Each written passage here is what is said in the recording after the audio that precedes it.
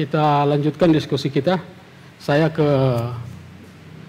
KPU Provinsi Gorontalo, Pak Sukri. Baik, terima kasih Bapak Moderator, Pak Hadi. Assalamualaikum warahmatullahi wabarakatuh. Waalaikumsalam warahmatullahi wabarakatuh. Yang kami hormati para narasumber yang lain dari Bawaslu, penanggap dari Pak Umar Karim, Pak Helmi,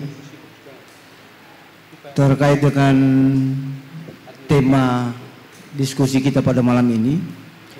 Memang ini sering terjadi pasti di setiap pemilu maupun pilkada di Gorontalo ataupun di seluruh Indonesia. Tetapi sebagaimana yang sering disampaikan oleh Ketua KPU RI bahwa pemilu atau pilkada adalah konflik yang dilegalkan. Terkait dengan apakah pada pilkada kali ini pertarungan modal atau moral, sebenarnya di PKPU sudah ada dicantumkan, sudah ada diatur. Belum kita bicara moral, kita bicara modal aja dulu. Di PKPU ada yang namanya pembatasan dana kampanye, pelaporan dana kampanye. Mudah-mudahan bapak-bapak yang terpilih di sini melaporkan secara betul dana kampanye yang digunakan di saat pemilu. Peraturan dana kampanye pada pemilu dan pilkada tentunya beda. Kalau di pemilu tidak ada batasan dana kampanye, tetapi kalau di pilkada ada batasan dana kampanye. KPU, Bawaslu berkoordinasi dengan pasangan calon, kira-kira butuh modal berapa mereka untuk berkampanye di saat masa kampanye pilkada. Pengalaman saya beberapa kali pilkada, seringkali laporan yang disampaikan ke KPU tidak 30% dari modal atau dari batasan dana kampanye yang mereka inginkan. Saya kasih contoh begini. Pasangan calon inginkan batasan dana kampanye itu taruhlah 10 miliar untuk Provinsi Gorontalo ya. Kita dengan ada penilaian tersendiri tentunya kita minta yang realistis. Contoh KPU minta kira-kira 7 miliar bisa nggak?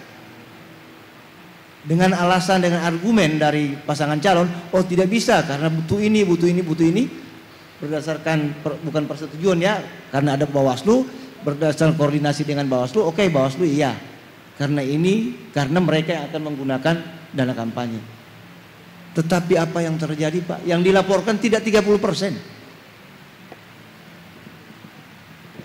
Kita minta 7 miliar, oke, jadi setiap pasangan calon paling tinggi maksimal 7 miliar penggunaan dana kampanye. Tidak bisa kita minta 10 miliar paling tinggi, oke. Yang dilaporkan tidak sampai 1 miliar ada Pak. Ini yang dilaporkan, saya tidak tahu kalau di lapangannya seperti apa. Tetapi di saat permintaan untuk batasan dana kampanye sampai di mana, mereka minta tinggi. Sekalinya pas waktu kampanye jadinya yang digunakan cuma sedikit. Nah, buat apa kita minta tinggi-tinggi? Di lapangan saya tidak tahu kalau seperti apa. Nah, terkait dengan apakah modal dan moral yang bertarung pada ini, di KPU sudah diatur memang kalau untuk modalnya. Di KPU ada peraturan KPU yang mengatur tentang dana kampanye. Di saat kampanye pun alat peraga kampanye atau bahan-bahan kampanye yang disebarkan ke masyarakat atau ke pemilih itu dibatasi. Paling tinggi 50.000 misalnya nilainya 1 buah, tidak bisa lebih. Nah, ini mudah-mudahan pada pilkada kali ini kita secara realistis juga pasangan calon, ini alangkah baiknya kalau masih ada pasangan calon kayak tadi. Bakal pasangan calon, belum pasangan calon. Ini bisa disampaikan ke mereka, mudah-mudahan mereka melaporkan dana kampanyenya secara baik dan benar. Penggunaannya pun harus betul. Kalau tidak, kena sempritan dari Bawaslu. Contoh, dana kampanye tidak bisa digunakan untuk membayar saksi karena itu bukan kegiatan kampanye. Itu sering ditanyakan. Apakah dana kampanye bisa digunakan untuk membayar saksi?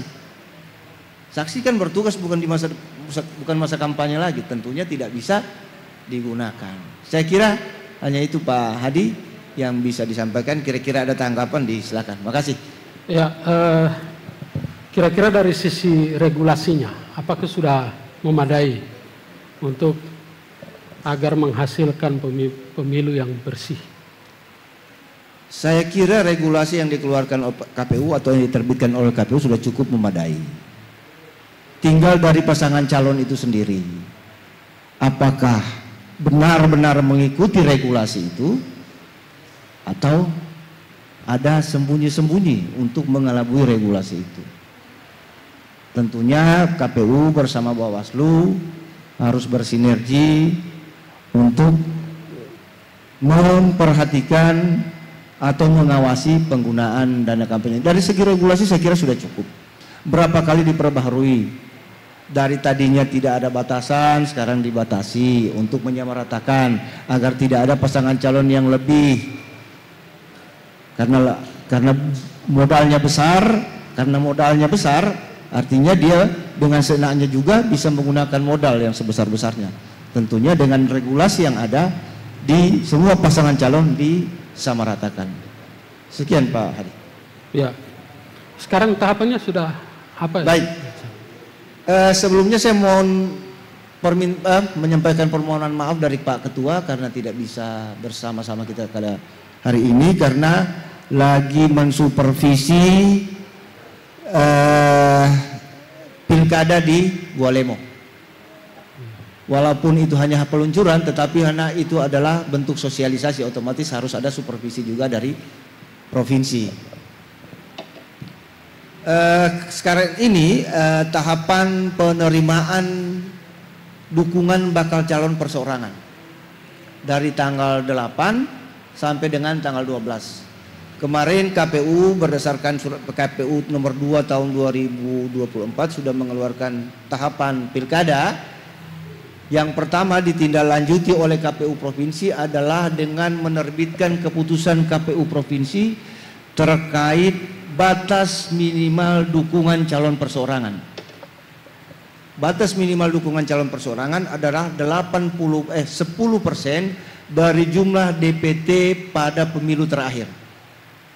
DPT kita di pemilu 2024 adalah 81.161 kalau tidak salah, otomatis 881.000 sekian, otomatis 10% dari itu adalah 88.000 sekian. Itu disampaikan atau dimasukkan ke KPU dari tanggal 8 sampai dengan tanggal 12 dengan menggunakan aplikasi alat bantu yaitu Silon. Nantinya kita akan memverifikasi. Sesudah verifikasi, apabila masih kurang harus ada penambahan yang jumlah penambahannya 2 kali lipat dari jumlah kekurangan. Misalnya yang dibutuhkan 81.000, yang dimasukkan setelah diverifikasi baik administrasi maupun faktual hanya 70.000, berarti ada kekurangan 10.000. Yang disampaikan di masa perbaikan adalah 10.000 dikali 2, berarti 20.000. Mudah-mudahan ada calon perseorangan. Kalau dengar-dengar sih di kabupaten lain ada calon perseorangan, tetapi untuk di provinsi sampai dengan saat ini, sampai dengan hari ini belum ada yang menyampaikan untuk calon perseorangan. Demikian Pak Hadi. Ya. Berapa biaya pilkada kita? Ya, pilkada kita sebagaimana yang telah disampaikan sekitar 90 miliar sekian. 90 miliar. Ya. Itu sampai putaran kedua? Sampai dengan putaran kedua.